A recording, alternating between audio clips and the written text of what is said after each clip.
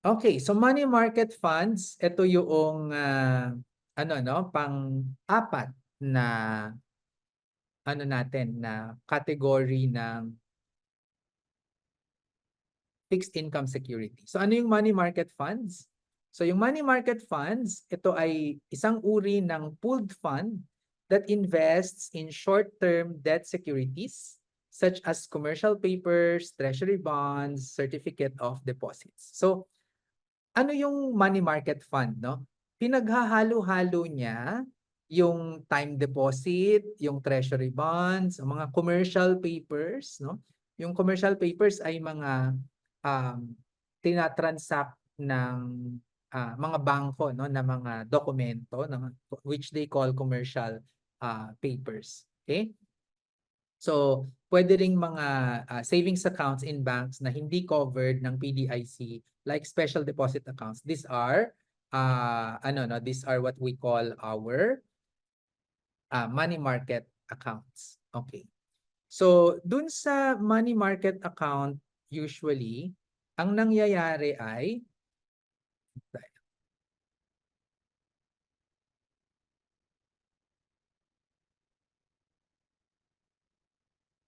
okay. So, kunwari no, yung fund manager. So merong fund manager, no? Yung fund manager, tayo as investor ay maglalagay ng pera natin sa fund manager. Tapos si fund manager, iipunin niya yung mga pera natin, tapos siya yung bahala kung saan niya ilalagay yung pera natin. So pwede siyang bibili ng mga bonds, pwede siyang bibili ng commercial papers, pwede siyang mag-invest sa mga time deposits. Tapos paghahalu-haluin niya yung mga yan, then it becomes our money market, no? Money market fund. Okay. So yung money market fund na yan ay isang basket, no, uri ng basket na pwede nating makuha sa mga mutual funds, sa UITFs. UITFs. Okay? So, yan yung money market fund. So, ito actually, pwede rin nyo itong ding subukan. O hindi ito endorsement ha, pero ako for example ay, ang bumibili ako ng, tinatry ko lang. Hindi ako fan masyado ng money market fund kasi andyan naman yung MP2 nga. Pero sa GCash, no? Sa GCash, meron ditong money market fund, no? So, papakita ko sa inyo kung saan siya. Pumunta lang kayo sa G-Invest. Saan ba yung G-Invest dito? Kung meron kayong GCash, ayan. So, punta lang kayo sa G-Funds. Ito ba? Ito yan. G-Funds. Okay? So, pindutin ko yung G-Funds. Oh, ayan o. Ayan yung money market ko. Money market. Tapos may bond fund din, di ba? Pero ito yung money market ko. 544 pesos na siya ngayon. Ganun lang kaliit yung nilagay ko. Kasi parang lang, kasi gusto ko nga i-try. At para pag nagsabi ako sa inyo na, kung gusto niyo subukan ng money market, o sige, go, eto, pwede niyo subukan. Inopen ko yan nung pandemic 2020. At ang nilagay ko ay 500 pesos. So kung 2020, 2024 na ngayon, 4 na taon na yung nakalipas, no? So ayan ha, dito na natin magagamit yung ating kaalaman sa present value and future value, 'di ba? So ang present value natin, okay, PV. So maghuhula tayo ha. So sabihin natin 5%. 5% and per ay 4 years kasi 2020, 21, 22, 23, 24. Okay? FV pala dapat to, FV. Rate and per. Okay. Ang payment natin ay 0. Ang present value ay 500, no? So negative 500 siya. Kung 5% yung rate, at 4 years, o 607 na dapat yung yung pera ko ngayon. 544 lang siya. So magta-trial and error tayo ngayon. Palitan natin to ng 2%. Ay, ayan, malapit, no? So nasa 2% yung kinikita ng pera ko dun sa money market fund na yun. Gets? So pwede niyong laruan. Yung rate kasi dito ay iba yung lalabas. IRR kasi yun eh. Medyo it's another calculation. So ito lang muna yung ituro ko sa inyo, no. Medyo manual kapag yung rate ang hinuhulaan natin. So 2% yung kinita ko doon per year. Oh, 'di ba? Carry ba? Pwede na rin. Pwede na rin. Kasi kung ano naman ay hindi parang mas mataas siya kaysa pag naglagay ka sa regular savings account sa bangko. At ito, 500 pesos pwede kang magbukas. Okay? So, yon. And then we have our preferred stocks. Yung preferred stocks natin, so this is a type of equity, okay? Type of equity security. So meron tayong higher claim on the company's earnings and assets versus common stocks, no? So pwede kang bumili nito sa stock market, pero ayun, hindi talaga ako fan nito, no? So binibigay ko lang siya as an example. So earnings are not guaranteed and you don't have voting rights. Okay? So yan yung preferred stocks. So saan natin gagamitin yung fixed income instruments? So this is to generate regular income, protect us against market volatility, and preservation of our principal, no, yung capital natin. Tapos this is highly liquid usually and it's easily converted to cash. Okay? So, yan yung mga fixed income instruments natin. So ngayon, meron lang akong magki-case study tayo. Ayan, magki-case studies tayo at aaralin natin ito, application, no, ng ating mga nalaman ngayon. Okay. How much will you earn in total if you invest 1 million for 5 years in a time deposit with annual compounding interest rate of 5% per annum and a tax rate of 20%? Oh, sige. So, kung yan, no? So, ang una nating gagawin ay tatanggalan muna natin ng tax yung 5%. Kasi ang sabi ay 5% per annum pero may tax rate na 20%. So, kukunin natin siya ngayon. No? So, yung 5% natin, i-multiply natin by 20%. Okay? So, this is 0. 5 times 2 is 10. Diba? So, 2 places, 1. So, 1% yun, no? So, ang 20% ng 5% ay 1%. So, 5% minus 1%, ang ating net rate ay 4%. Okay? Kasi binawasan natin ng withholding tax na 20%. Naintindihan yan? Paki-thumbs up kung kayo ay nakakaintindi. Yes po. Sundan niyo, okay. Sige. Okay. So ngayon, yung 4% na yon, ang gagawin na natin ay ano daw yung how much will we earn daw in 5 years. So gagawin na natin ulit dito sa ating mahiwagang Excel. Okay? So future value. Okay? Ang future value natin ay ang rate. Magkano yung rate na gagamitin natin? 4. 4%. Okay, 4%. How many periods? 5. 5. Ayan, 5. Tapos, may payment ba tayo? Installment? Wala po. Wala. So, 0. Ang ating present value ay? Ano 1 million. 1 1 million, million. negative 1. So 1 million. Lalagyan natin 1 million. Okay. So in 5 years, magiging 1,216,652 yung ating pera. So magkano yung kinita natin? So yan, minus 1,216,652.9. Okay, so tignan nga natin kung tama.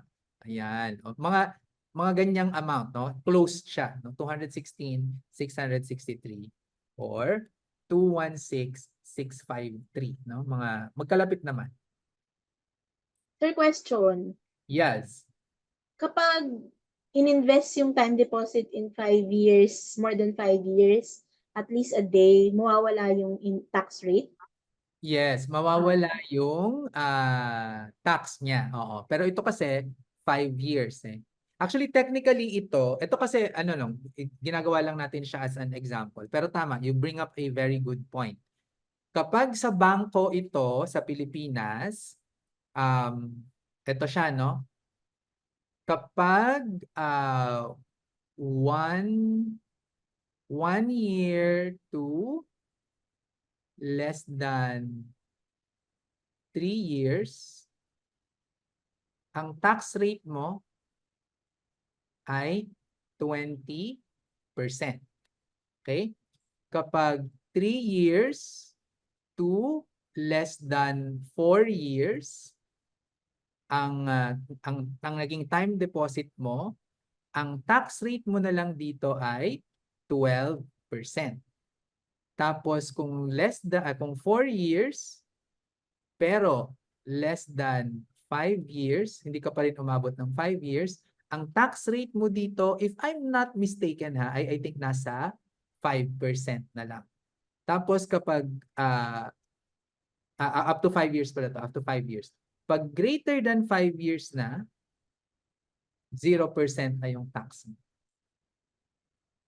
Okay? So technically, kung i-apply natin to, hindi 20% yung tax rate natin. It should be 5% na lang in the Philippine scenario. Pero in our example, dahil hindi naman na-clarify kung sa Philippines siya o hindi natin siya ma-apply. Okay? So, yun. Ito naman, case study 2 natin. Case study 2. A friend asked to borrow 1 million from you for her business. O inutangan ka ng 1 million ng kaibigan mo. And she promised to pay this in 2 years with an interest rate of 10% per annum pero non-compounding. Okay? So 10% per annum siya pero non-compounding. Meanwhile, you will get 8% compounding per annum from MP2. Okay? So magkano yung kikitain natin? So dahil itong unang example natin no kay kay friend no, kay friend,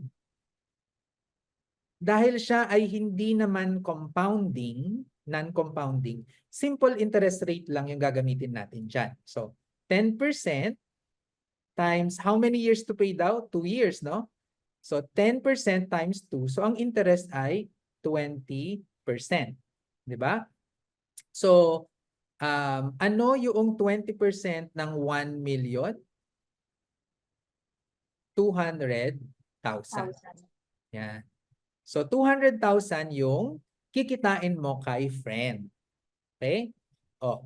Pero kung kay pag-ibig natin kukunin ay i-invest, so 1 million future value. So meron tayong rate, ang rate natin ay 8%, ang NPER ay 2, payment ay 0, ang amount ay 1 million. So magiging 166,400, 1.166400 siya. So ang kikitain natin ay minus 1 million. Yan. 1,166,400. Okay? So, ang tanong, kanino ka magpapautang? Kay Anong gagawin mo? Magpapautang ka kay kay friend Different. or ano na lang sa MP2 mo dadalhin? MP2. Sa MP2 mo dadalhin. Bakit? True. Baka hindi mabayaran. Di natin sure si friend. Yun nga, di Hindi ba? natin sure si Hindi friend. natin sure si friend, di ba? So 200,000, 116 pala to, hindi 166. Palitan ko na nga. Discard. So 116,400. Di ba? So, yun. Yun yung magiging tanong dyan, no? Yung 116,400 mo ay sure. Pero yung kay friend, hindi tayo sure.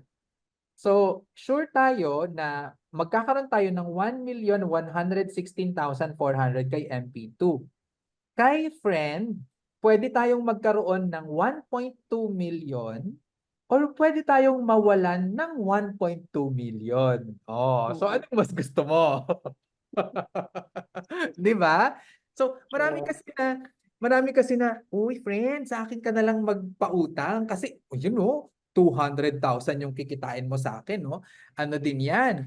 85,600 pesos din yung additional na income na kikitain mo. Matutulungan mo pa ako as a friend, di ba? So maraming mga complications yung mga ganyan. Kaya kailangan mas maging maingat tayo. Kung ano man yung maging desisyon ninyo, dapat informed, no?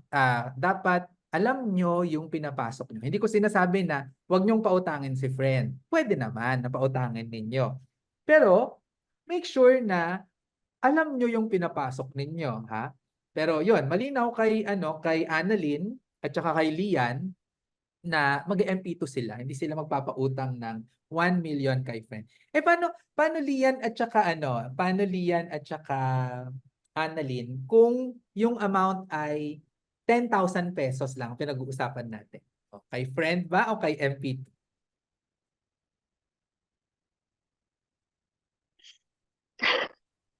Pwede Depende kay sa friend, pero dapat paggagamitan. may kontrata. Ayan. O, pwede kay Saka friend. depende sa paggagamitan. At saka pwede sa talaga naman. Ang ingat-ingat magpautang. Carry ko yan, mga ganyang mag-isip, di ba? So, yon. So, I think, mas magaan na tayo makapagpautang ng 10,000 pesos kasi nga, yun mas kaya natin na mawala yung 10,000 Mm. kesa sa 1 million pesos yung mawawala sa atin. Okay? So, yon. Okay, and then I think I have another case here, which is the last case. Okay. Case 3. Oh, ito. You want to buy a television worth 100,000 pesos. Okay na, sir. Nakikita nyo na? Nakikita nyo? Yan. Yes po. If you pay in cash, the store will give you a 10% discount. Okay? Tapos, you also have the option to pay in 0% installments using your credit card for 2 years.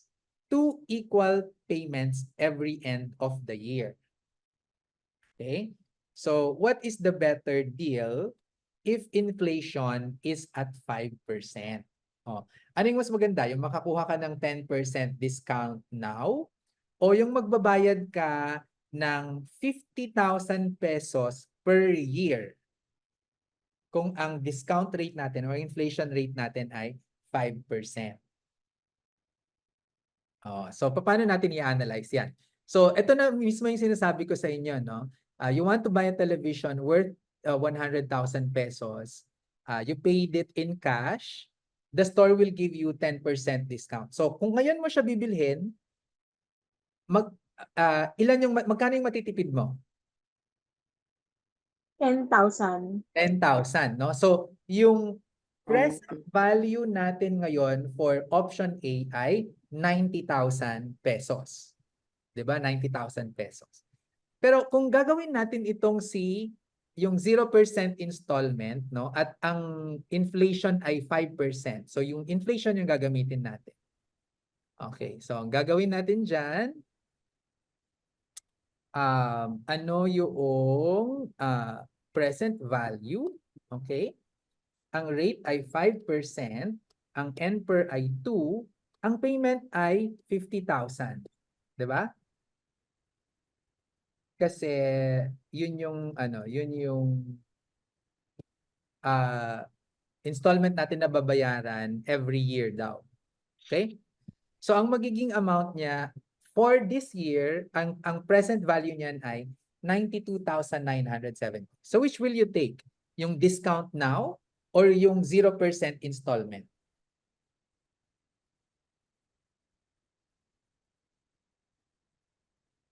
Ako sagot ko, sir, kasi yung dapat, kapag follow mo yung rules natin sa dapat 90,000. Hindi mo Oo. dapat i-credit card yun.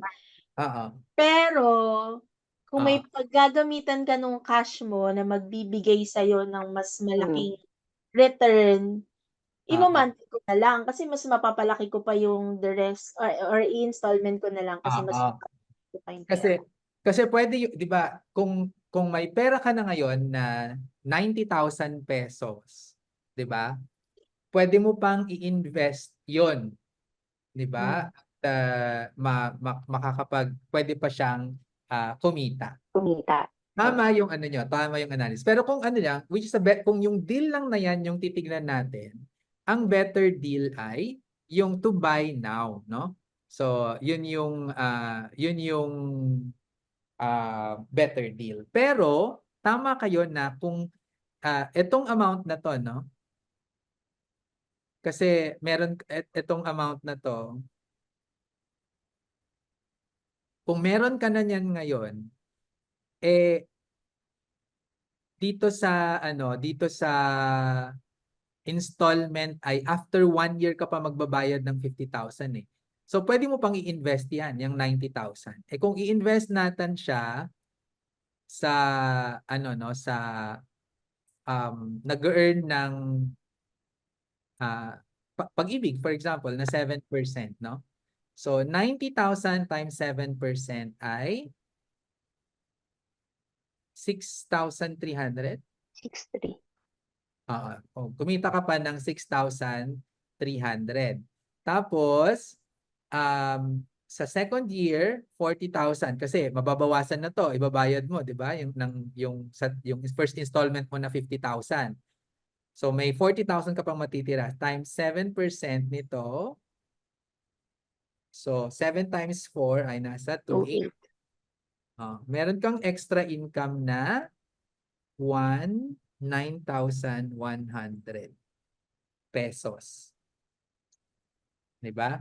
So kung meron kang 9,100 pesos na kinita, tapos ito yung present value niyan. So pwede mong i-discount ulit to get the analysis for this one. So itong 6,300 kukunin mo yung present value niya, at ibabawas mo diyan. Nakakaloka siya, no? Nakakahilo yung kaya ganyan yung mga So, ina-exam bago natin. Ganyan, tayo bumili ng kung anik-anik, oo. mag-decide tayo kung ika-cash or yan. Magka-compute Compute muna. tayo dyan. Oo. So, just to be gawin natin siya na in comparison, no, para makita natin siya. So, yung 6,300, kunin natin yung present value. Rate ng inflation ay 5% eh. So, 1 year,